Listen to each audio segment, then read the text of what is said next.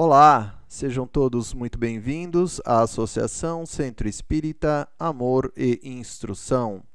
Para mais uma palestra, daremos início com uma oração que visa estabelecermos maior sintonia com a espiritualidade superior. Sendo assim, nós rogamos a Jesus que possa estar aqui conosco e nos auxiliar para que possamos retransmitir tudo aquilo que, através da sua misericórdia, nos foi concedido para a nossa própria melhoria. Também aos espíritos superiores que atuam em nome do Cristo perante a humanidade, nós rogamos a sua presença para que possa proteger o ambiente, criando assim uma barreira vibracional contra os pensamentos menos dignos que queiram interferir na retransmissão do conhecimento que queremos que seja então o da doutrina espírita, que traz consolo e instrução à luz do Evangelho de Jesus. E por fim queremos agradecer a Deus antecipadamente por poder nos permitir que aqui estejamos e realizar esse trabalho a que nos propusemos. Que assim seja, graças a Deus e graças a Jesus. Muito bem, o tema de hoje, mistérios ocultos aos sábios e prudentes. Veremos então, o que Jesus quis dizer com isso, né? Veremos aonde está no Evangelho essa citação de Jesus e tentaremos então trazer uma explicação, sempre, claro, à luz do Espiritismo e daquilo que pudemos estudar. Certamente que há outras visões, né, de outros palestrantes, de outros oradores espíritas, que são certamente complementares e que podem trazer ainda mais luz sobre o tema. Então, essa é a nossa pequena contribuição, né, a respeito do tema, e recomendamos sempre ali o conhecimento dos mesmos assuntos por outros palestrantes também. Bom, o tema de hoje ele está então em O Evangelho segundo o Espiritismo, no capítulo 7º, na parte Bem-aventurados os pobres de espírito. E o Evangelho segundo o Espiritismo, para quem não conhece, ele é uma das 5 obras básicas e fundamentais que, digamos assim, formam então o alicerce, né, a base do que é a doutrina espírita. O Evangelho segundo o Espiritismo, basicamente ele traz toda a parte moral de que Jesus nos trouxe até hoje. Alguns poderiam perguntar, mas eu não posso, digamos, conhecer o conteúdo moral que Jesus trouxe no Novo Testamento? Sim, também pode. A diferença é que no Novo Testamento, ou seja, na Bíblia, digamos assim, está em parábolas. Já no Evangelho segundo o Espiritismo, os espíritos superiores, que foram os que trouxeram as informações, eles já, digamos assim, decodificaram, né, o que Jesus quis dizer na época. Então, assim, eles já extraíram das parábolas, que eram pequenas historinhas que se contavam para as crianças, para que elas pudessem refletir e entender, né, retirar ali o conhecimento. Os espíritos superiores já fizeram isso e já trazem no linguajar de hoje, com toda a clareza, o que efetivamente Jesus, então, quis dizer há mais de 2023 anos atrás. Então, a diferença, basicamente, é essa, né? E aqui, no Evangelho segundo o Espiritismo, nós também temos alguns comentários de Allan Kardec, né, que, digamos assim, realçam ali todo, digamos, o conhecimento. Então, basicamente, resumindo, seria essa, né, a citação aqui dessa obra básica da doutrina espírita e que convidamos todos a estarem conhecendo, né? Principalmente os iniciantes no espiritismo, a recomendação sempre é a de estudar, ler toda a codificação em primeiro lugar, porque se, digamos, estudam outras obras que não é codificação, não vão entender o que efetivamente é espiritismo, né? Podem ali, digamos assim, se perder em outras obras que se dizem espíritas, mas que não o são na essência, e também não terão como, digamos, identificar se aquela obra é espírita ou não, justamente porque não conhece o alicerce, né? Que são os 5 livros básicos e fundamentais trazidos então por Allan Kardec ali, tá ok? E ali Jesus então disse o seguinte: graças te rendo, meu Pai, Senhor do céu e da terra, por haveres ocultado essas coisas aos doutos e aos prudentes, e por as terem revelado aos simples e pequenos. Isso está então ali em São Mateus, no capítulo 11, versículo 25. Bom, então o que será que Jesus quis dizer com isso, né? Ou seja, aquilo que ele estava trazendo, que era o conhecimento das leis de Deus, que é o seu evangelho, ele rendeu graças a Deus que estava então sendo direcionado aos, digamos, aos simples e pequenos, que era basicamente aqueles que seguiam Jesus, né, que acompanhavam, que queriam estar com ele, que acreditavam no que ele falava, né, ou no mínimo queriam conhecer, né, a sua doutrina. Enquanto os doutores da época, né, e os ditos prudentes, eram aqueles que duvidavam, que faziam pouco caso, que perseguiam, né? Então Jesus ele reconhece isso, né? Tanto que nós vamos verificar que ele não fez tanta questão assim, não é? De estar, digamos assim, forçando, né, que esses considerados doutos da época o escutassem. Mas o que ele quis dizer então com essa afirmativa aqui? Bom, pode parecer singular que Jesus renda graças a Deus por haver revelado essas coisas aos simples e aos pequenos, que são os pobres de espírito, né? Por quê? Porque estes eram aqueles que, embora reconhecessem as suas dificuldades interiores, sabiam que eram espíritos devedores, pecadores, que ainda cometiam crimes perante as leis de Deus. Até mesmo muitos dos que queriam conhecer o Evangelho do Cristo tinham consciência que pecavam contra as leis, os 10 mandamentos, por exemplo, trazidos por Moisés na primeira revelação, e continuavam, inclusive, de repente, cometendo esses equívocos, mas que, ao mesmo tempo, algo de diferente haviam neles. O que era essa diferença? Era justamente já esse reconhecimento de si mesmos, do grau evolutivo em que se encontravam e da vontade interior de se melhorarem. Então, ou seja, eram espíritos que estavam ali encarnados, né, mas que já reconheciam, nem que por um pequeno lapso, né,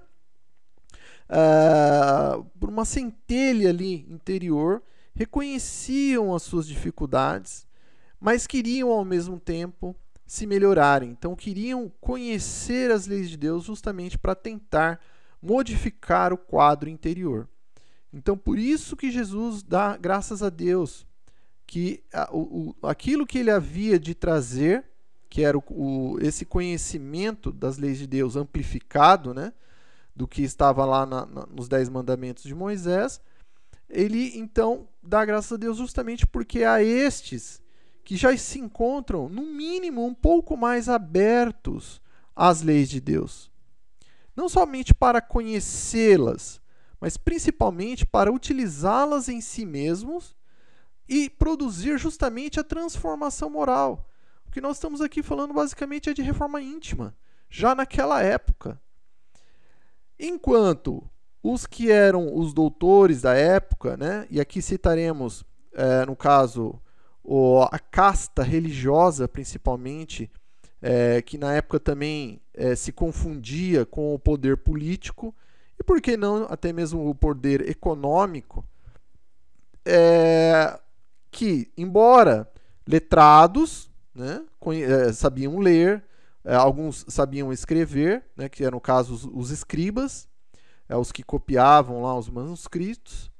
Haviam outras denominações, né, digamos assim, do poder, da cúpula de poder da sociedade em que Jesus foi, digamos assim, conviveu, né, na época, basicamente entre os hebreus. E esses chamados doutos e prudentes, eles não eram, assim, digamos, ignorantes, né? Eram pessoas com conhecimentos elevados. Para a época, certamente o eram, né? Mas, ao mesmo tempo, embora essa aparente possibilidade de melhor compreender as leis de Deus, é justamente para eles que lhes é, digamos assim, não negado, mas certamente não foi prioritário naquele momento. Mas o porquê será que isso acontece, não é? É porque os primeiros, ou seja, aqueles que, embora reconhecessem os seus equívocos, né, toda aquela multidão que acompanhava Jesus, que queria, né, ansiava por conhecer as leis de Deus, eles eram o quê? Humildes, né? Reconheciam a si próprios como pecadores, como devedores perante a lei de Deus, mas já ansiavam justamente por essa transformação interior. Agora, os segundos, os chamados doutos, né? Não. Esses, assim, pecavam mesmo e ainda encobriam as suas torpezas com orgulho, né? Sempre com um motivo evasivo de dizerem que não eram culpados, de que não, quem era o culpado era o outro, envaidecidos dos seus cargos. Não, mas eu sou a autoridade X ou Y, não é? Eu tenho poder aqui, o poder ali. Então, ou seja, todo esse conjunto, né, de puramente saber humano os envaidecia e os cegava de tal forma que, então, não importasse o que fosse dito a eles, eles simplesmente renegariam. Inclusive os ensinamentos do Cristo, que para eles era, digamos assim, eles achavam, né, que o Cristo e o que ele dizia era para a massa, para manipular a massa. Claro que era uma acusação, ou seja, eles projetavam no Cristo aquilo que eles eram por dentro, né? Ou seja, a ferramenta que eles mesmos usavam para dominar o povo, eles então plasmavam, né, emanavam para o Cristo, julgando-o como, digamos, um concorrente, talvez, né, que estava ali para tomar o poder deles. E era justamente o contrário, né? Cristo não estava lá para isso. Tanto a prova cabal é de que Jesus ele jamais se preocupou com qualquer cargo do mundo, com qualquer, digamos assim, reconhecimento daquilo, do bem, das benfeitorias que ele fazia, né, do bem que ele realizava.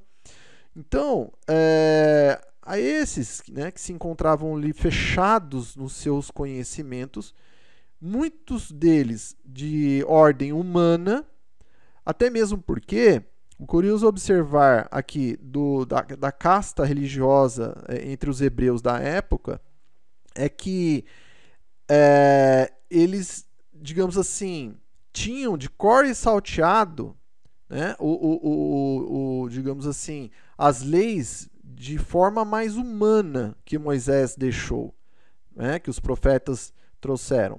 Agora, as leis de Deus, né, ou seja, que era os 10 mandamentos, estes, de vez em quando, eles fingiam que não sabiam, né, que não era com eles, e acabavam ali se equivocando, né? Então, há muitas provas, né? Uma delas, por exemplo, nós podemos trazer o caso de Saulo de Tarso, né, que foi um hebreu ali, um dos maiores, né? Era basicamente aquele que seria o próximo chefe ali do Sinédrio, que era o conselho religioso, político e econômico ali da época, e que, embora, digamos assim, defensor, né, de Moisés, ele mesmo fez vistas grossas à questão de um dos mandamentos que está lá em Moisés, que é não matarás, quando ele então sentencia o primeiro mártir cristão, que foi Estevão, justamente à morte, né? Então, ou seja, quando era com ele, né, dava um jeito ali de não ser. Estamos falando de Saulo, mas claro, Saulo depois reconhece o equívoco e transforma-se em Paulo de Tarso, que é basicamente o maior apóstolo do Cristo, né? Praticamente superando até mesmo Pedro. Mas aqui não importa, né, essa questão se é um maior que o outro. O mais importante é justamente o exemplo que esse espírito magnânimo deixou, que foi o da transformação interior, ou seja, reconhecer os seus equívocos, mesmo que seja posteriormente, mas dali para frente ele foi fiel, né, às leis de Deus. Ele entendeu o Cristo, os seus ensinamentos e se modificou. Mas, então vamos lá. Então, por que Jesus então rende graças, né, para que as leis de Deus tivesse chego então à massa da população que ansiava, os seus espíritos ansiavam por conhecer, né, as leis de Deus, enquanto os doutores, políticos, empresários da época, né, a estes não. Jesus ele não rendeu graças.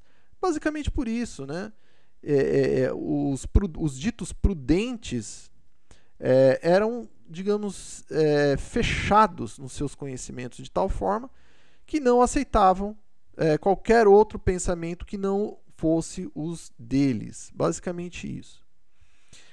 Então, o que Deus faz nessas condições?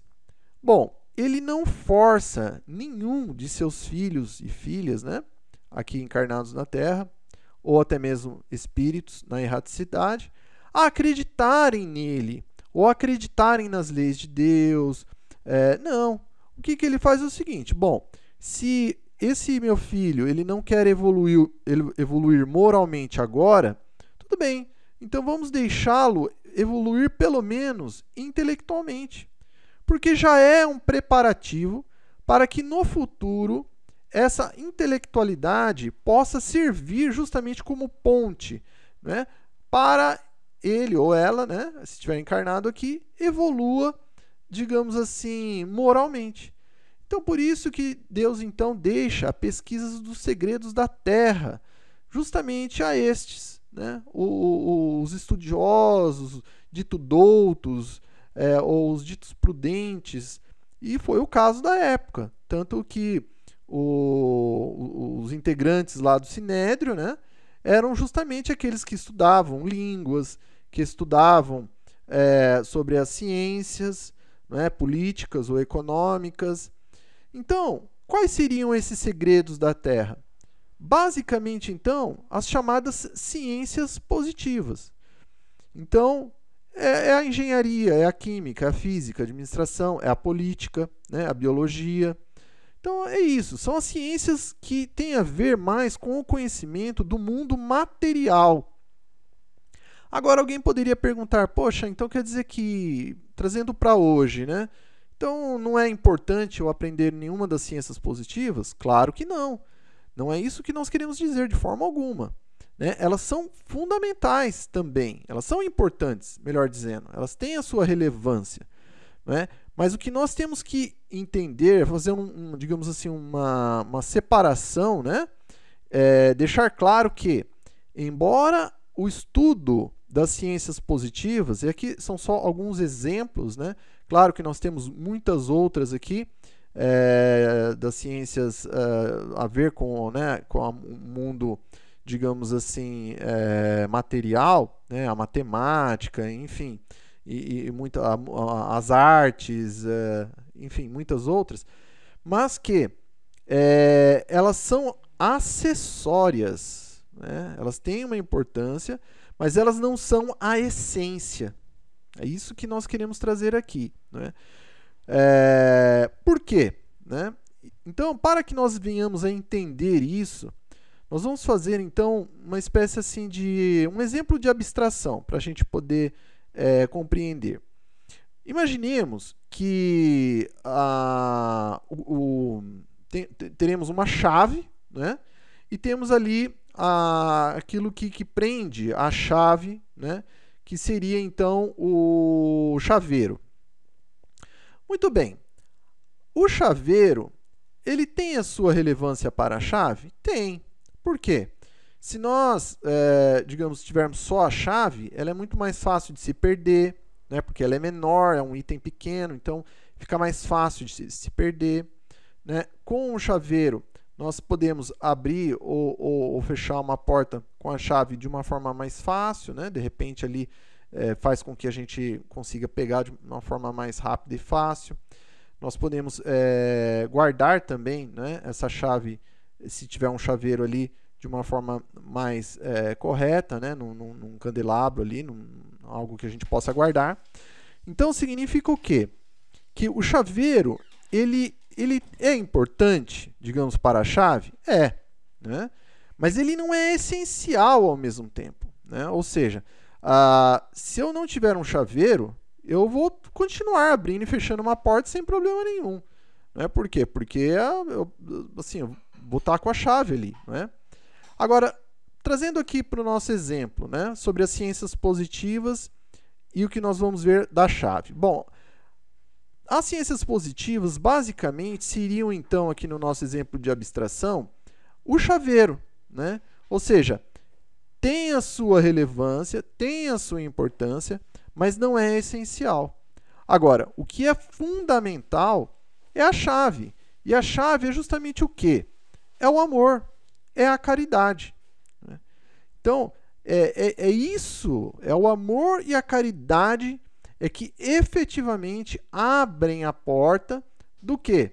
Da verdadeira felicidade, que é o que todos nós buscamos. Todos nós, digamos, estamos assim buscando, né? Sejam como encarnados ou desencarnados.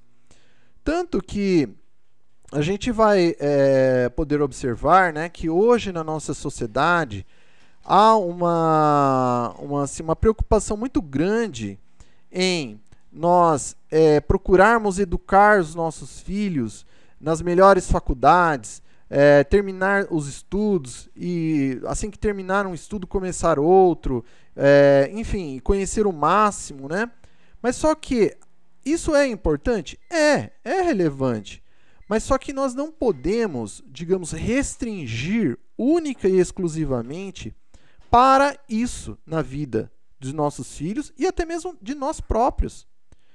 Porque senão nós teremos excelentes técnicos, né? Então, excelentes engenheiros, ou excelentes matemáticos, ou excelentes políticos, ou excelentes geógrafos, enfim. Mas nós podemos incorrer no risco de nós não termos, digamos assim, excelentes políticos e também moralizados, ou excelentes administradores que comandarão empresas particulares que não sejam moralizados. E o que vai trazer essa moralidade, essa ética? Né? Ou seja, o que vai trazer também a caridade, o amor, justamente para digamos assim, esses profissionais? Será justamente o quê? O Evangelho do Cristo, né? Que é o amor. Né? Então, é por isso que há uma necessidade muito intensa do quê? De sim, se educar, digamos, a todos perante as ciências positivas, mas não esquecermos jamais da educação do espírito, né? Ou seja, de imputar conhecimentos da importância do amar, da caridade, né? Do desprendimento de si próprio, para que possa justamente aquele espírito que esteja encarnado ou não, que ele comande esses pensamentos das ciências positivas para um bem maior, né? E não restritamente a sua subsistência, ou pior ainda, que comande as ciências positivas que porventura vier a adquirir para o mal, como nós vamos ver, observar em certos povos que são altamente evoluídos em termos das ciências positivas, né? Conhecem profundamente sobre história, sobre geografia, sobre oceanografia, sobre biologia, sobre matemática, física, química, mas que, ao mesmo tempo, utilizam esse conhecimento para quê? Única e exclusivamente para produzir armamentos, de destruição em massa, que inclusive utilizam a sua política para utilizar esses armamentos contra povos, né? Então, ou seja, há ali uma falta justamente do conhecimento que iria justamente fazer com que essa comunidade de espíritos, né, encarnados, que formam ali um país, por exemplo, que viessem a dizer não, né? Eu não vou utilizar esses conhecimentos para esse tipo de, digamos assim, de produtos, né? Ou enfim, de armamentos, vai. Então, e aqui voltando, né, para o nosso termo, para o nosso estudo, é o amor, né, que vai trazer então a verdadeira felicidade e aquilo que Jesus denominou como o reino dos céus, né? Que, na verdade, quando ele disse reino dos céus, não necessariamente que ele quis dizer assim de um castelo que fica sobre as nuvens, né? Nós temos esse costume de pensar sempre de forma material o pensamento de alguém. Não é necessariamente um local físico, né? Embora sim, também o seja, né? Porque o plano espiritual superior, pelo menos, né? Como exemplo do nosso lar, né? Ele fica assim, é como se fosse uma cidade edificada ali, digamos, em zonas acima da Terra. Por quê? Porque, claro, os espíritos que ali vivem são menos materializados, então, por que não dizer assim, de certa forma, estão numa região menos materializada, não é? Agora, o que ele quis dizer, Jesus quis dizer aqui nesse reino dos céus, em realidade é um estado de consciência, ou seja, aqueles que conhecem as ciências positivas, mas que ao mesmo tempo não somente conhecem o amor, né, pelo conhecimento do Evangelho, mas que aplicam em si mesmos, na reforma íntima e na constante caridade para o bem do próximo, esses estão justamente num estado de consciência tal que é como se eles estivessem justamente no céu, né? Ou seja, eles estão numa situação de uma leveza grande, de uma luz muito grande, né? Então é isso que Jesus quis dizer, basicamente. Então, e também nós podemos entender, né, justamente essa comparação que nós trazemos ali das ciências positivas e do amor, que também ele está em a ver com a evolução do espírito que ora esteja aqui no plano material, ora retorne para o plano espiritual, justamente nessa evolução ainda dentro do reino nominal, né? Em direção aonde? Ao reino angelical, que será o próximo reino a qual nós iremos habitar, que, né, ou estar, né, digamos assim, fazer parte, melhor dizendo, né? Nós faremos parte desse reino, claro que é uma construção interior de cada um, né, dependerá de cada um de nós, justamente nós chegarmos antes ou mais de forma retardatária a esse reino angelical, mas que justamente então é o amor, né, através da caridade ali, que vai nos permitir chegar nesse reino angelical. Mas aí alguém aqui poderia dizer assim, poxa, mas olha, eu me encontro ali na condição dos orgulhosos do mundo, né? Ou seja, eu tenho ali um mestrado, um doutorado, ou em muitos casos até mesmo nem faculdade tem, né? Às vezes nem estudo tem, mas ao mesmo tempo tem um orgulho, né, extremo, né? E isso é uma realidade. Há entre as pessoas, não somente as que não são letradas, de repente nas questões econômicas também, pessoas que são, digamos assim, pobres, né, no sentido dos recursos financeiros do mundo, mas que ao mesmo tempo têm um orgulho muito grande. E aí então, vamos colocar essa pergunta, né, de que, e se eu me encontro então nessa situação, não é? Devo desistir então? Nós dizemos que não, de forma alguma, né? Mas por quê? Bom, o motivo é o seguinte, olha, Jesus, ele detinha o notório saber em todas as ciências positivas. O que é o notório saber? Para que os que não conhecem, basicamente funciona assim. A escola você tem, então, o primário, o pré-primário, primário, o científico, né, o segundo grau, depois temos o terceiro grau, que seria a graduação, né, a faculdade. Depois nós temos o mestrado, o doutorado. Depois do doutorado, tem alguma outra graduação. E por fim nós temos então o notório saber. O notório saber vamos dizer assim, a graduação máxima que se pode obter dentro de um determinado linha de conhecimento do ser humano. E Jesus, ele detinha todas elas, o notório saber em todas. Então vamos dar um exemplo aqui, né? E aqueles que porventura, mas como assim, né? O que você está falando aí? O Cristo, ele não era um carpinteiro? Como que um carpinteiro pode ter um notório saber nas ciências da medicina, por exemplo? Bom, em primeiro lugar que nós temos que entender que Jesus, sim, ele foi um carpinteiro. No entanto, o corpo físico, né, digamos, naquela encarnação, teve como trabalho no mundo até uma certa idade, né, que foi até os 30 anos, como carpinteiro. Agora, o que nós temos que distinguir é o que foi daquela encarnação, naquele corpo, e o espírito imortal que ali habitava, que na essência é Jesus Cristo. Jesus Cristo não foi só o corpo, mas sim o espírito. Então, o espírito, sim, que detém, é o que comandava aquele corpo, né? Ele pode, claro, ter, não o fez de forma ostensiva, de revelar em ensinamentos o seu conteúdo, digamos, do notório saber das ciências positivas, mas ele o fez através de atitudes. Então, vamos explicar como, né, que o Cristo, então, detinha esse notório saber em todas elas.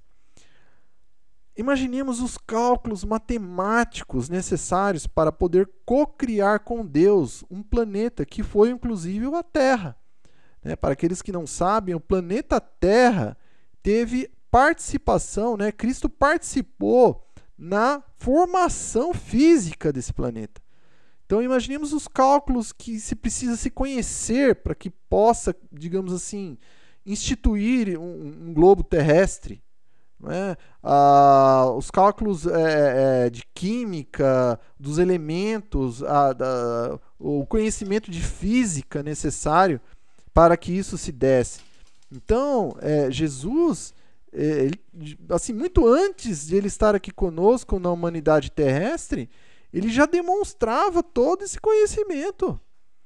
Depois nós vamos vê-lo, né, aqui já encarnado entre nós, quando ele então convidou os apóstolos a estarem com ele ali. Agora, imaginemos o grau de conhecimento sobre política, por exemplo, que ele teria que ter justamente para poder manter unido um grupo que era heterogêneo, né? Entre os apóstolos ali você tinha características diferentes. Um era mais voltado para digamos assim, a parte belicosa, o outro era voltado mais para as partes de finanças, o outro era mais, digamos assim, voltado a conhecimentos. Enfim, cada um tinha ali uma certa diferença. Então, imaginemos o conhecimento sobre política que ele tinha que ter para justamente mantê-los ali todos unidos, né? Depois, nós vamos ver também o quanto Cristo ele tinha um notório saber das letras, porque os seus ensinamentos, se nós percebermos, tem até poesia nos ensinamentos de Jesus. Ele tinha um notório saber até mesmo das artes, da poesia, né? Quando se nós estudarmos, né, as suas máximas, nós vamos observar isso. Há muito ali de poesia, né? Do jogo de palavras, né? Vamos citar apenas um aqui, quando ele diz para o rapaz que queria segui-lo, né? E que fala para ele que o permitisse primeiro enterrar o seu pai para que depois ele seguisse. E que Jesus fala para ele, né? Fala, deixe que os mortos enterrem os seus mortos. Isso é algo assim, vamos dizer assim, no mínimo, a pessoa é como se fosse um verso, né? A pessoa tem que parar para refletir sobre o que está sendo dito ali. E sobre ciências jurídicas também.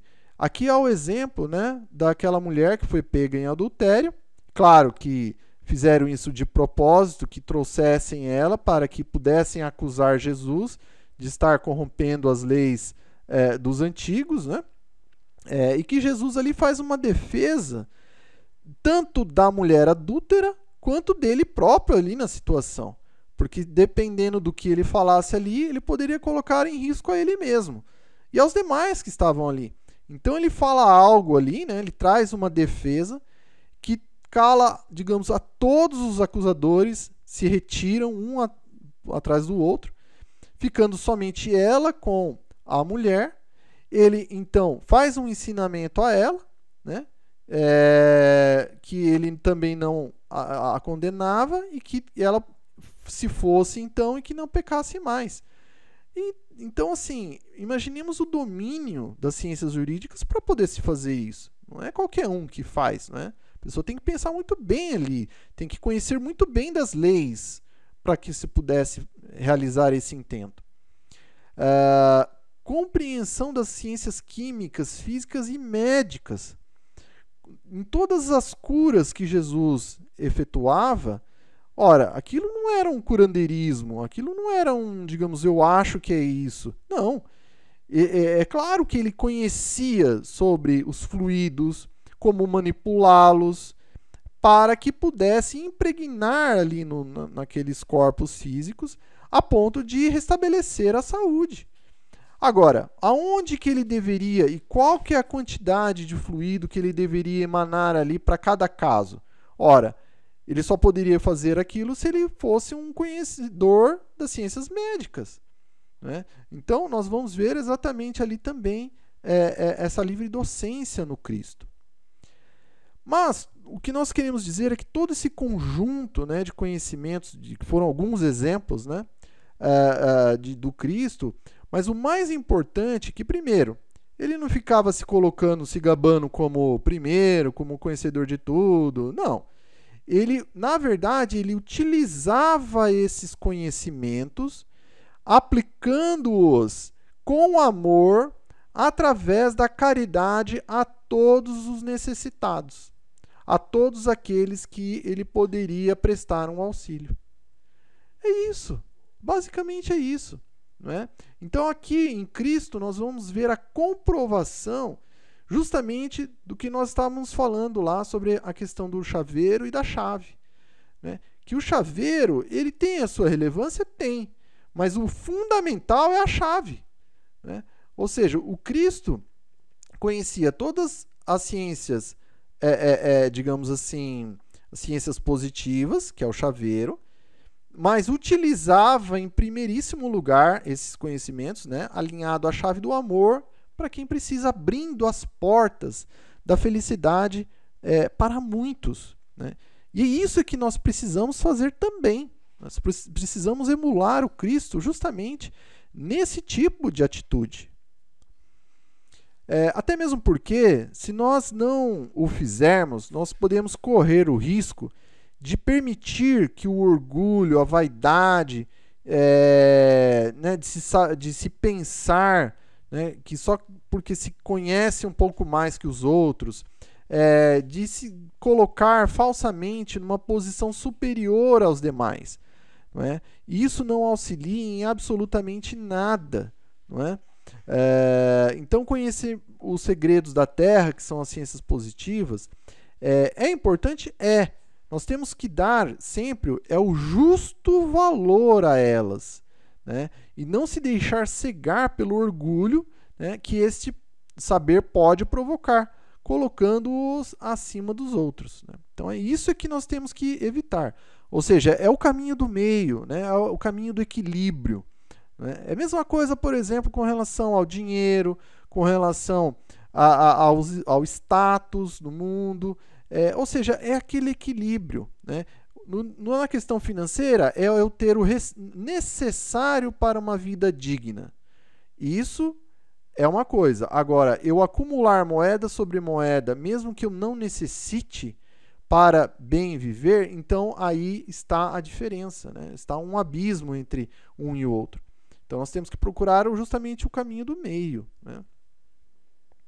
Então, os doutores da época, né, que eram basicamente os fariseus, né, os saduceus, enfim, os escribas, cada uma dessas vertentes eram as castas, né, religiosas entre ali os hebreus da época.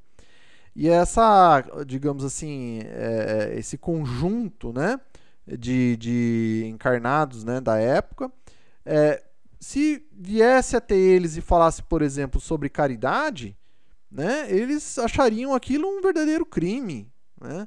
Como assim, caridade? E isso é um fato tão grande que justamente na porta do Sinédrio, né, ou seja, à frente do prédio onde ficava o Sinédrio, que era o centro de poder, imaginemos assim uma casa, né, um templo, haviam ali diversos mendigos, por exemplo, ali que ficavam, inclusive, não eram 1 ou 2 dias, mas mendigos verdadeiros de nascimento, né, pessoas que não se locomoviam, por exemplo, desde que nasceram e que viviam ali na porta do Sinédrio pedindo ajuda e que, cadê? Onde é que estavam todos esses pomposos da época, né? Os chamados doutos que não os ajudavam? Passavam de longe, passavam reto, né? Por toda a vida dessas pessoas. Então, se falasse em caridade, era assim, algo do outro mundo para eles, né? E sobre perdão, então? Não, de forma alguma. A lei de Moisés é olho por olho, dente por dente. Ou seja, eles se aferroaram, né, naquele pensamento e não queriam, digamos, se abster dele de forma alguma.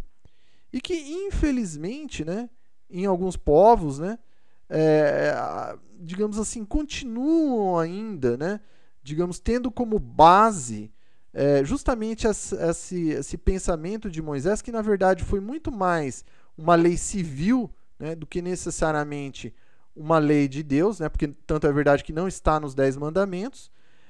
O Moisés precisou instituir essa questão do olho por olho, dente por dente, justamente para poder conter um pouco as agressões que o povo realizava na época, mas que na época de Jesus eles simplesmente não queriam, não davam chance para, por exemplo, sobre o que Jesus trazia, uma informação nova, né, que era superior ao olho por olho, dente por dente, que era o perdão. Então, sobre mediunidade, nem se fala, né? E sobre espírito, né? Era um medo do oculto, né? Era totalmente avessos a essas questões.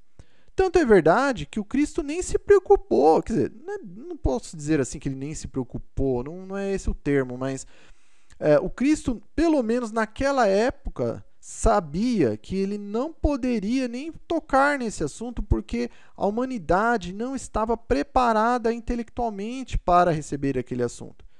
Tanto que ele não falou sobre, assim, não pelo menos de forma continuada, né, sobre a questão da existência do espírito, da mediunidade. Ele deu, claro, algumas passagens ali em que ocorreram, né, como a transfiguração, que foi um fenômeno mediúnico, ou sobre quando ele falou lá sobre quem não nascer da água e do espírito não poderá ver o reino de Deus. Ou seja, ele deu pequenas dicas, né?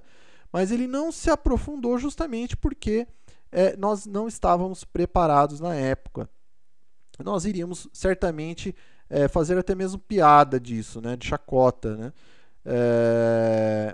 Assim como outros assuntos que hoje nós vamos ver na codificação, né? Como a questão da gênese, da formação planetária. Jesus ele não falou assim não abertamente, né? Sobre a questão sobre o que é esse céu, o que é esse inferno, né? Que são conhecimentos importantes, mas não fundamentais, né? Ele deixa para trazer mais o que era mais relevante, que era a parte moral, né? A parte ética das leis de Deus, que foi o seu evangelho.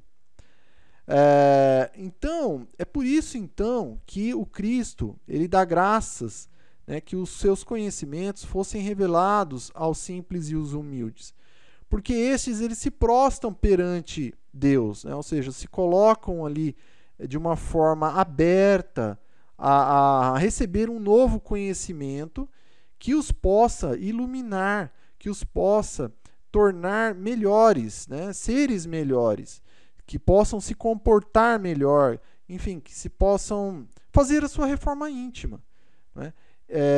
E aqui nesse caso, quando o Cristo disse aos simples e aos humildes, ele não quis dizer que eram os desprovidos de inteligência, como os doutores, né, os doutos da época diziam, né, que eles se julgavam prudentes porque eles alegavam o seguinte, que eram a massa de ignorantes, né, que não eram letrados, ou que enfim, o que eles diziam que era o povo, né, ignorante, que acreditava naquele ensinamento. E que eles, né, como, digamos, conhecedores ali de algumas questões humanas, se achavam, então, prudentes de justamente não aceitarem os ensinamentos do Cristo. Mas, então, o Jesus aqui ele não quis dizer isso, né, que os simples são os desprovidos de inteligência. Não, não é isso que ele quis dizer, né? Mas sim os que são humildes. É isso. Né? Então, os simples aqui são os humildes, aqueles que já, digamos assim, interiormente, no fundo das suas almas, né, o seu espírito já anseia por um conhecimento além do que é material pura e simplesmente. Né? Um conhecimento que os possa fazer com que melhorem-se a si próprios. É isso. Né? Resumindo, é isso. E o mesmo hoje se dá, né, com as grandes verdades que o Espiritismo reconheceu. Né? Até agora nós vimos, né, como que se deu esse processo na época do Cristo, mas que nós vamos trazer agora um paralelo para os dias atuais. E nós vamos ver que o Cristo trouxe o que se chamou segunda revelação, que é o seu evangelho, que nada mais é do que as leis de Deus. Né? Agora, nós temos a terceira revelação, que o próprio Cristo havia preconizado, né, e solicitado a Deus que enviasse, porque certa vez ele se reuniu, então, com os seus apóstolos, né, quando ele já se encontrava desencarnado, ele... digamos assim, foi um processo provavelmente mediúnico ali, de materialização do seu perispírito, e que todos ali os evangelistas, né, estavam reunidos, puderam vê-lo, puderam conversar com ele. Né? Claro que, com certeza, ali os evangelistas também eram médiuns e possibilitaram que o perispírito de Jesus se materializasse, porque doaram ali as substâncias, né, o ectoplasma, que pudesse, né, fazer com que Cristo, então, realizasse esse feito. Ou até mesmo um outro processo mediúnico, né? De repente, que puderam ver o Espírito de Jesus. Né? Mas, de qualquer forma, quando o Cristo disse lá, né? Se me amais, né, guardai os meus mandamentos, e eu pedirei ao Pai que envie um outro Consolador, que vos faça relembrar tudo aquilo que vos tenho dito. Né? E qual que é, então, esse novo Consolador? Hoje nós sabemos qual é. É a doutrina espírita. Mas só que é como se fosse assim, o Evangelho 2.0, né? Ou o Cristianismo 2.0. Ou seja, é uma amplificação, digamos, do que o Cristo trouxe. Né? E que contém, inclusive, a primeira revelação. Né? Ou seja, a primeira revelação, que é os 10 mandamentos de Moisés, ele não é destruído nem por Jesus, nem pelo Espiritismo. É ao contrário, ele é apenas englobado. Né? Mas o interessante aqui observar é justamente isso, né, que nós temos aqui. Que nos dias atuais, o Espiritismo, assim como na época de Jesus, né, com o seu Evangelho, ele é relegado. Né? Ou seja, ele não é aceito, justamente por aqueles novos incrédulos do dia de hoje, ou seja, os doutores e prudentes dos dias de hoje. Então, o mesmo processo se dá para estes. Né? Deus, então, aqueles que, digamos, procuram conhecer, né, com humildade, digamos, sobre o plano espiritual, sobre as leis morais, sobre o espírito, sobre a pluralidade dos mundos habitados, enfim, todos aqueles que procuram com boa fé, né, a humildade e a luz, os espíritos superiores estão sempre ao lado, auxiliando, né, como nós estamos vendo aqui na foto. Né? Nós temos ali um encarnado lendo o livro dos espíritos e, certamente, ali ao lado, um espírito protetor, né, um espírito familiar, um espírito ali emanado ali, né, presente para auxiliar. Enquanto aqueles que são os doutores dos dias de hoje, né, renegam justamente o quê? Toda essa questão do plano espiritual, né? Imaginam-se conhecedores de tudo, e que apenas a matéria para eles importa, então renegam exatamente tudo aquilo que eles não compreendem. E também não querem compreender, não fazem questão, por exemplo, de procurar compreender, né? São aqueles que julgam sem conhecer. Até mesmo que sabem, muitos deles, de que se porventura conhecerem, entenderão que estão em erro na atualidade. Então, claro, não querem fazê-lo, né? E há também um outro ponto aqui que está na época do Cristo, né? Que os doutos da época, por que eles não queriam conhecer o Evangelho do Cristo?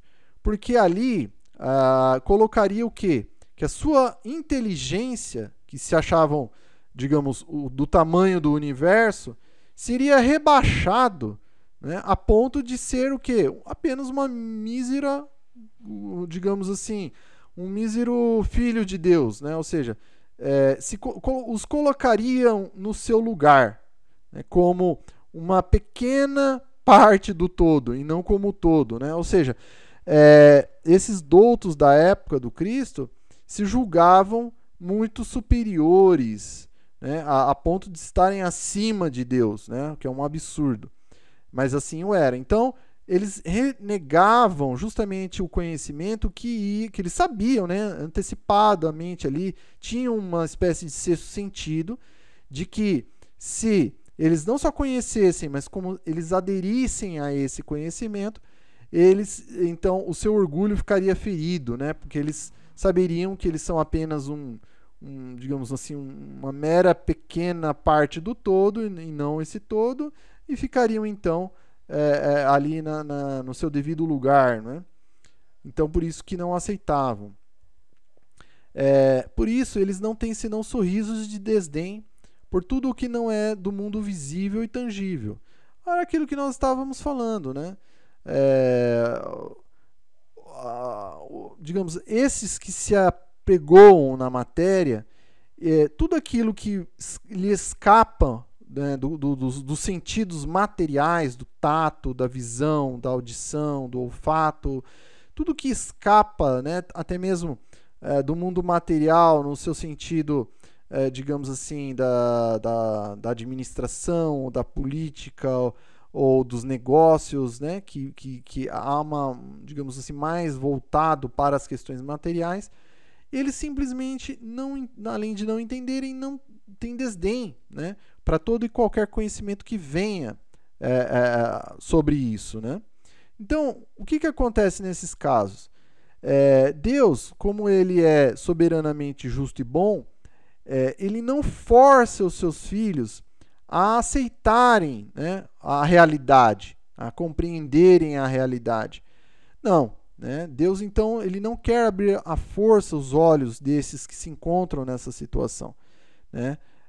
Ou seja, Deus, ele respeita o livre-arbítrio de todos os seus filhos.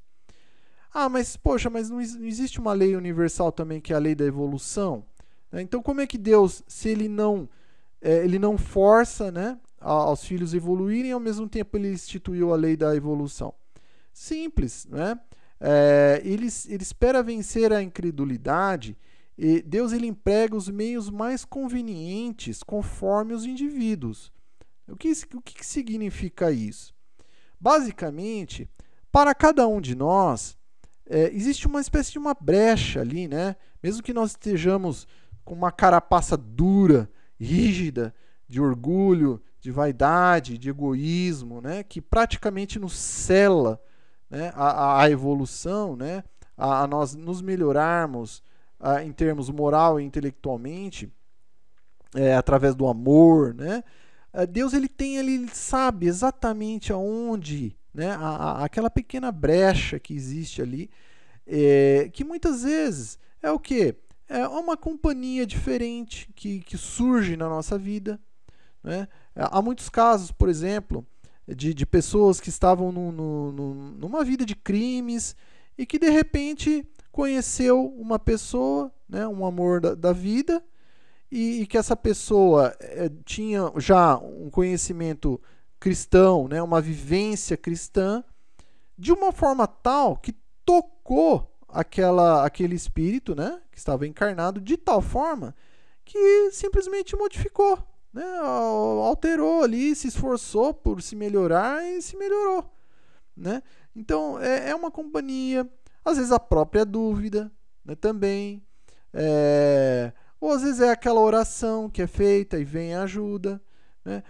Alguns casos, a própria mediunidade, né? Muitos daqueles que nós idolatramos no mundo como médiuns, né, nós temos que tomar uma certa precaução, porque a mediunidade muitas vezes vem até mesmo a esses espíritos, não assim como uma espécie de louros, né, por serem espíritos já resolvidos e serem espíritos bons, não necessariamente, né? Ali há espíritos que precisaram da mediunidade, porque se assim não fosse, ou seja, essa continuidade de contato com o plano espiritual, se eles tivessem isso mais, a mediunidade menos aflorada, né, tivesse mais ali fechada praticamente, enquanto encarnados, eles muito provavelmente passariam por algum equívoco aqui no plano material. Então, vem a mediunidade, por exemplo, é uma ferramenta que Deus utiliza, né? Entrega uma mediunidade, mesmo a alguém que se sabe que não fará um certo bom uso dela, mas que possibilita, digamos, que se melhore, né? Justamente por essa ferramenta, né?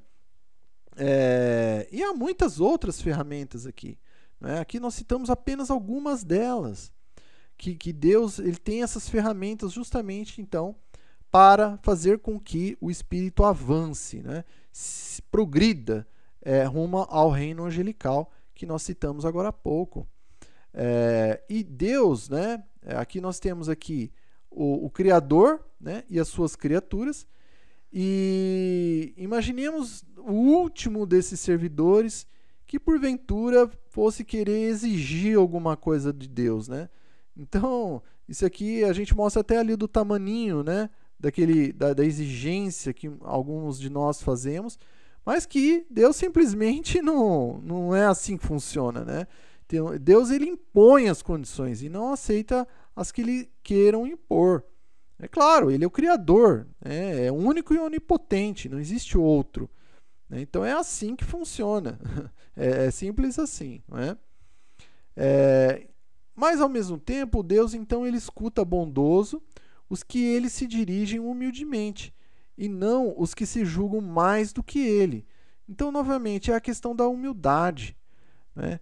Existem os doutos e ditos prudentes, que são os orgulhosos, e há os que são humildes, né? Que se reconhecem, então, pecadores e que se prostam ali perante Deus e que sabem que necessitam de Deus justamente para não se perderem, que necessitam de Deus na vida cotidiana para que possam trilhar o caminho das leis de Deus, né? Então, basicamente os humildes. Perguntar-se não poderia Deus tocá-los pessoalmente por meio de manifestações retumbantes, diante das quais se inclinassem os mais obstinados e incrédulos? Ou seja, aqui a pergunta, né, que se faz aqui, que está lá na doutrina espírita, é o seguinte: não poderia Deus possibilitar, digamos, efeitos físicos magnânimos, ou de repente toda a espiritualidade se mostrasse perante a humanidade encarnada, algum feito assim, digamos, dito sobrenatural, que pudesse fazer com que todos crescem imediatamente, né? Não só na questão do espírito, do plano espiritual, mas sobre as leis de Deus, né? Então mostrasse ali as maravilhas dos planos superiores, né? Que tocasse ali a todos. Ou até mesmo, por exemplo, vamos supor que o Cristo, né, se materializasse frente a cada um de nós e e que nos transformasse imediatamente, como foi o caso, por exemplo, de Saulo de Tarso, né, que recebeu uma visita pessoal ali do Cristo para ele, não é? Por que Deus não faz isso? Por causa daquilo que nós estávamos falando. Cada um de nós tem uma espécie assim de ponto-chave em que Deus pode e toca quando é o momento, né?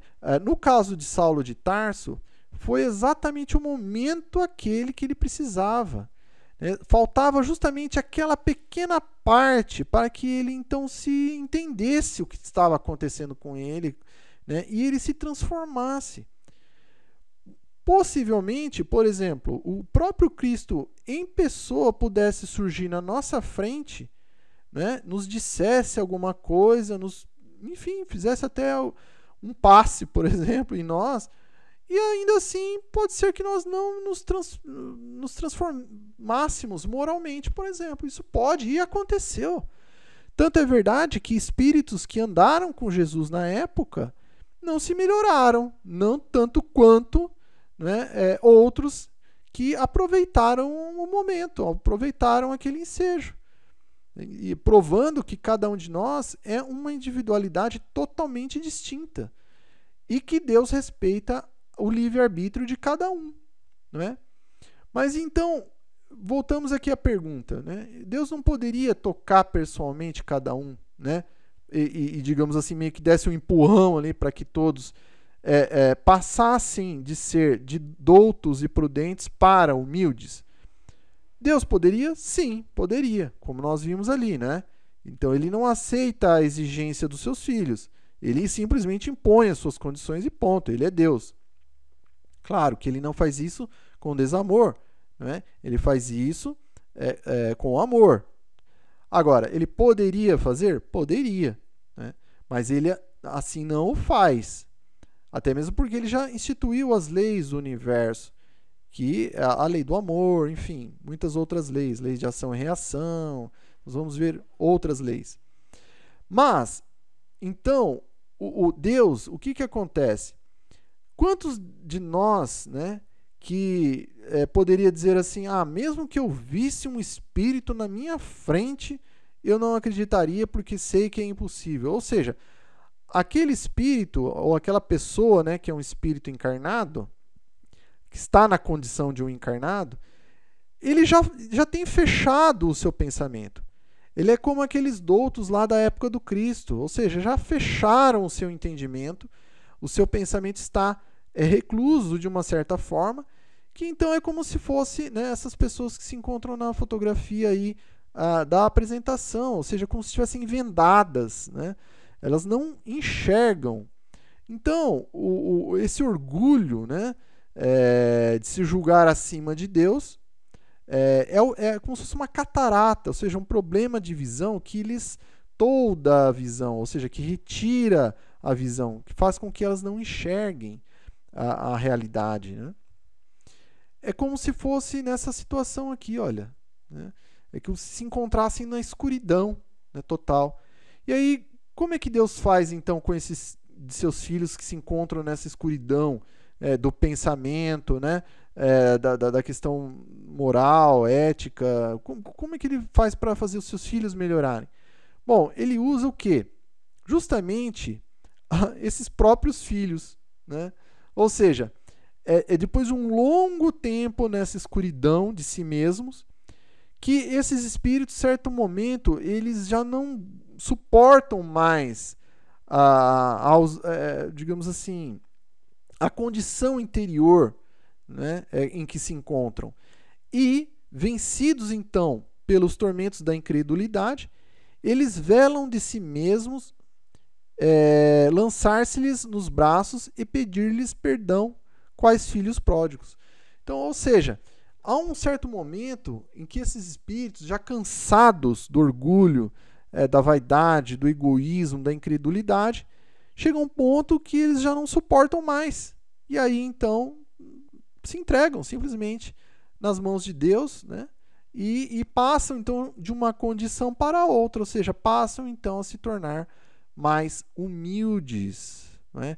Então, ali, basicamente, o funcionamento que se dá né, com os fariseus da época, né, e com os da atualidade também, não é? E aí, então, vem a seguinte pergunta, né, para nós aqui nesse exato momento, nós que nos encontramos aqui, seja no centro espírita, seja em casa, vendo pelo celular, ou pelo notebook, ou pelo tablet, ou por qualquer outra tecnologia que no futuro, né, se desenvolva essa apresentação, vendo essa apresentação, e nós, nesse momento, né, que vivemos no chamado século XXI, em que há ali construções magnânimas, instituições modernas, aparelhos de altíssima tecnologia, não é?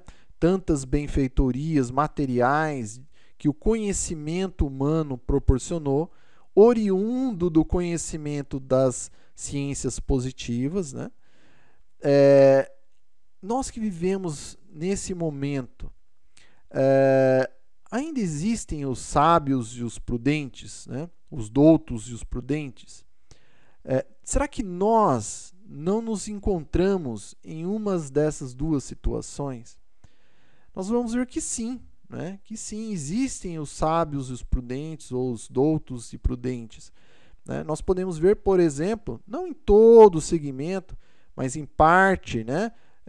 Vamos supor assim, dos conhecimentos da medicina humana, né, que simplesmente vem única e exclusivamente o lado material do ser, ou seja, somente o corpo físico, né, restringem o estudo, digamos, o conhecimento da medicina exclusivamente sobre a parte material, se esquecendo que existe ali algo que habita, né, que comanda aquele aglutinado de átomos, aquele aglutinado de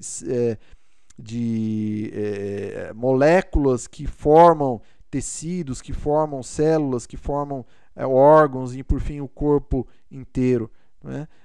E o que é justamente isso que dá vida a esse corpo, senão o espírito imortal, né, que está ali conjuntamente com o seu perispírito. Então, ou seja, há partes das ciências positivas que simplesmente renegam uma outra ciência, que é a ciência espírita.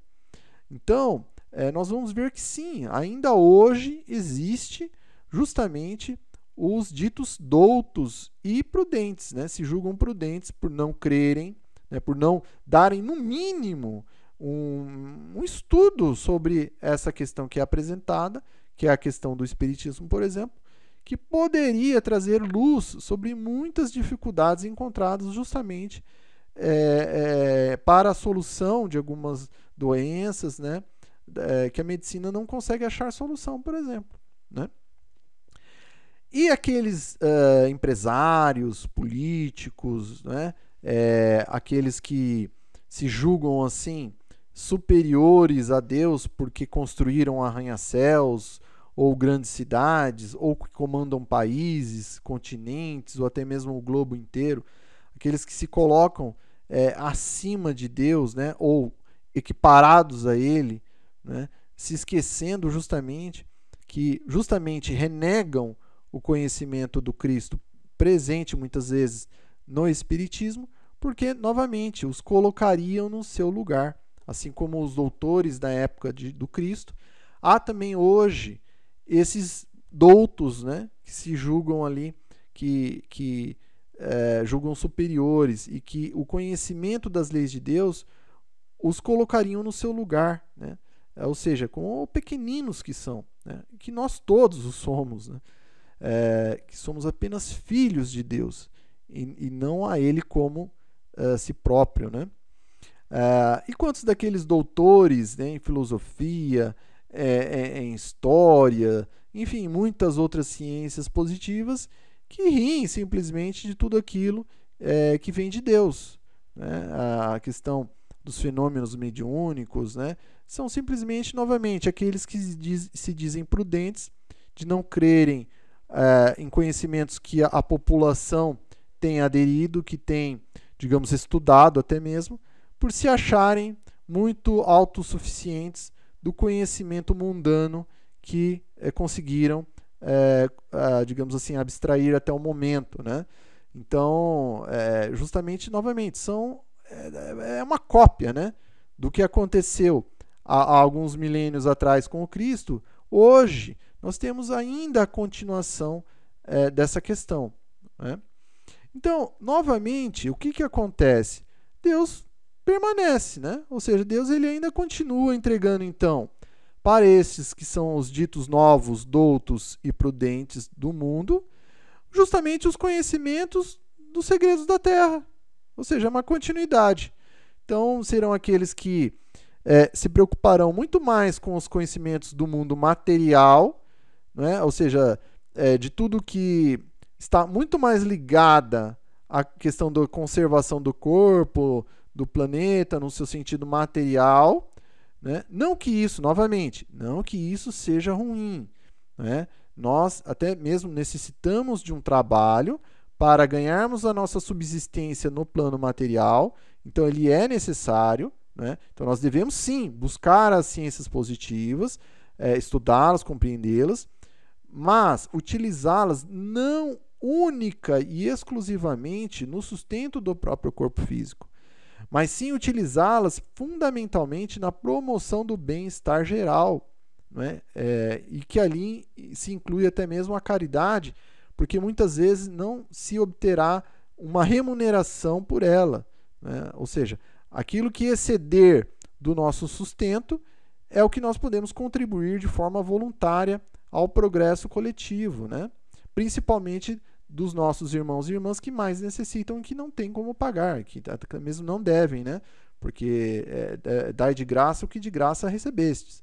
Então, ou seja, então, para os doutos, né, e prudentes, Deus então permite novamente, né, que continue então evoluindo intelectualmente, ainda que seja restrito, mas que permita a esse contingente de espíritos evoluírem em próximas encarnações para um patamar maior, né, no seu sentido já mais moral, ou seja, já, digamos, conhecendo o Evangelho e aplicando em si mesmos na transformação íntima.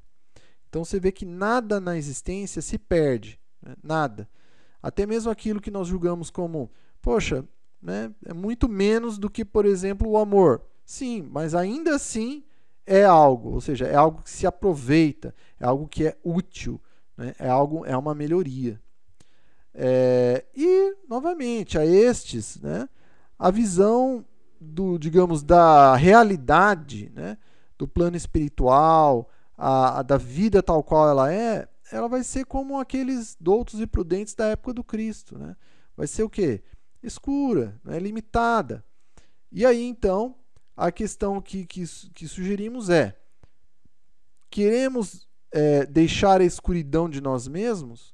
Ou seja, nós que também, de certa forma, também nos encaixamos nessa questão, né, de sábios e prudentes, ou de doutos e prudentes, nós não queremos deixar justamente essa falta, né, de conhecimento das leis de Deus? É o que nós buscamos, não é? Então nós temos que lembrar o seguinte, e aqui então fechando a nossa apresentação de hoje, é de que a caridade, ou seja, o amor, é o que nos aproxima de Deus. Já o orgulho é o que nos afasta dele. Então a decisão está nas nossas mãos, né? Que caminho nós queremos tomar? Nós queremos continuar orgulhosos, doutos e prudentes, ou simples, mas cheios do conhecimento de Deus? Tá bom? Então nós desejamos muita paz para todos, queremos agradecer a cada um aqui que ficou conosco até esse momento. Alguns recadinhos para encerrarmos. A bibliografia, sempre utilizamos o Evangelho segundo o Espiritismo, né? As imagens que foram aqui utilizadas na elaboração dessa apresentação, elas são consideradas de uso gratuitas, porque foram colhidas todas da internet. Caso alguma não seja, por favor, nos avise no e-mail. Também, caso alguém encontre aqui algum equívoco, né, doutrinário ou gramatical da língua, também pode nos avisar no e-mail para providenciarmos as correções devidas. Vamos então à nossa oração, né? Antes, um pequeno recadinho aqui com relação aos palestrantes que se encontram aí na tela. São oradores espíritas que nós tivemos a oportunidade de conhecer nos sites de vídeo e que nós acreditamos que tragam um conteúdo elevado, né, dentro da doutrina espírita, de consolo e instrução, e que nós recomendamos, né? Basta digitar ali o nome completo na parte de busca, porque vale a pena, né? Alguns companheiros nos mandaram recados, né, dizendo, poxa, mas há alguns ali que já se encontram desencarnados. Bom, sim, isso é verdade, porém a questão isso importa, será? Não é? Afinal de contas, o que é mais importante não é necessariamente o corpo físico, né? Ou seja, o corpo físico se foi, isso é verdade, mas o que é mais relevante é o conhecimento que esses espíritos, quando estiveram encarnados nesses corpos físicos, deixaram para nós. Então é isso que é mais importante. E são espíritos ali, né, que têm um trabalho muito grande nesse sentido. E caso também alguém encontre, né, algum palestrante que não esteja aqui relacionado, pode nos avisar lá também no e-mail. E até mesmo se você é um orador que porventura não esteja aqui relacionado, por favor, olha, não nos entenda mal, nós não o incluímos aqui porque possivelmente não o conhecemos, né? Mas de repente nos encaminhar o conteúdo, nós faremos uma análise, né? Se ele estiver dentro da proposta do Espiritismo, de consolo e instrução à luz dos espíritos superiores, certamente nós poderemos também adicioná-los aqui, tá ok?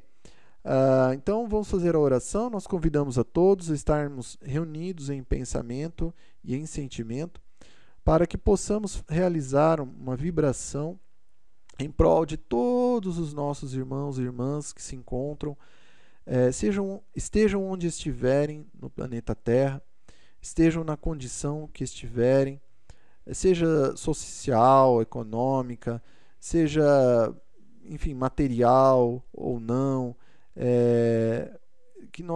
que porventura necessite de um amparo, necessite de um auxílio, não necessariamente material, né? Pode ser material, mas também espiritual, né? E fundamentalmente espiritual. Nós gostaríamos de rogar, né, por todos estes, por todas estas, né, que estiverem nessas condições, que recebam o que de melhor dessa vibração possa ser emanado, né? Então aquele amparo, aquela energia positiva, de elevação, de esperança, de luz nos seus caminhos, de aclaramento do pensamento, de conforto para os seus sentimentos, né?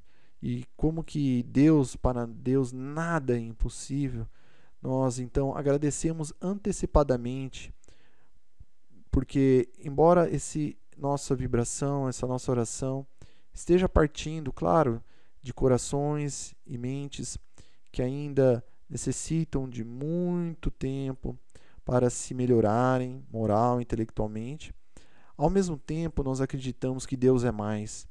Então, certamente, como Ele é todo amor, algo bom poderá ser feito. Então nós queremos agradecer antecipadamente a Deus por isso. Agradecendo também aos bons amigos da espiritualidade por mais uma vez estar aqui conosco, nos ter auxiliado, nos ter intuído, nos ter protegido para que esse trabalho tenha sido realizado. E também uma vibração final a todos os nossos ouvintes, a todos os nossos internautas que acompanharam aqui essa palestra de hoje, que recebam onde estiverem também o nosso apreço, o nosso carinho. Graças por fim então a Deus, nós rogamos por fim que nos possa permitir estar numa próxima oportunidade e darmos continuidade ao trabalho. Que assim seja, graças a Deus e graças a Jesus.